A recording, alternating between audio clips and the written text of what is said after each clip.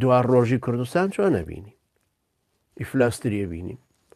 بەڵام هەتاگاتە ئەوەی طبعاً چونکە لە مقابلی ئەم سوڵتە و دەسەڵاتە مافیایە تاغوتیەیە ڕق و قینی پەنگ خواردووی خەڵکیش زیاد دەکا بە بێدەنگە ڕوە وەکو بورکانی لێدێ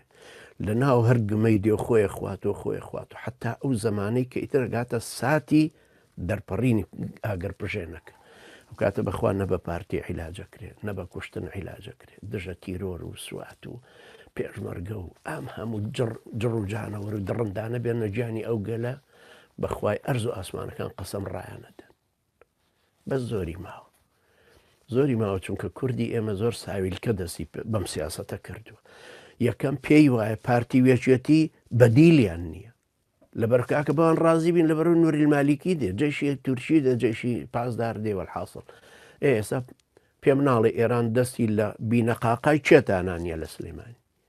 لە سلێمانی چێ پیاوە مەقالێ بنووسێ لەسەر تەشەیع لەسەر ئێران بە ناوی ڕسمی خۆیەوە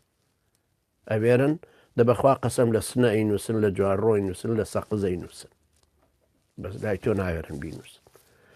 لەمە زیاترە کەوتە بەردەستی چی ئێران لە هەموو لایەکە محاصرە بەڵام بەس لە سلێمانی و ملیار دۆلار وەرەگرێ مانگانە ئەمە جگە لە مخابراتی و ئەمنیەتی و جاسوسی و مراقەبەکردنی خەڵکی تر و خەڵکی نەک هەر ئەودی و ئی ڕۆژهەڵات خەڵکی ڕۆژهەڵاتی پوکانەوە بەوەی پارتی وێچێتی 20 ملیۆن کورد 10 ملیۆن کورد نابن وە ساحەبی هیچ شتێ سەبەبەکەی چییە خەنجەری غەدری پارتی وێچێتیە لە پشتیانە ئەجنە خوانش کوردن بە شەرەفن جوامێرن ئازان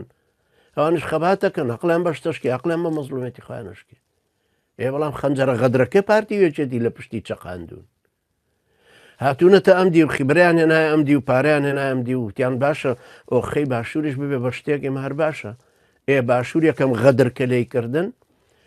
پەرلەمانی کوردستان یەکەم شت هات قانونێکی دەرکرد دژی پەکەکە یەکەم قانون فیدرالی بوو دووەم دژی پەکەکە بوو تەواو مەیتی 500 پەکەکەمان بینی لەسەر جادەی زاخۆ کەوتبوون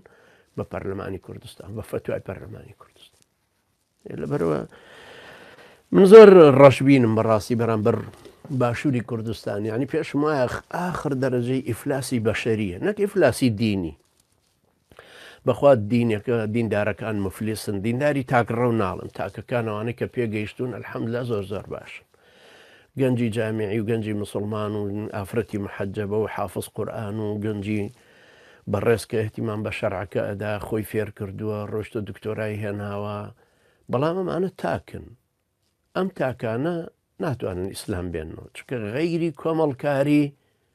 عقائدی ئومەتی غەیری برایەتی دینیش غەیری بە گەڕخستنی هەموو وزەکانمان پێکەوە بە پێی پلان بە ئاقلانە بە مشاوەرەکردن بە واقعناسی غەیری ئەمە بەرهەم نایەنێتەوە دەست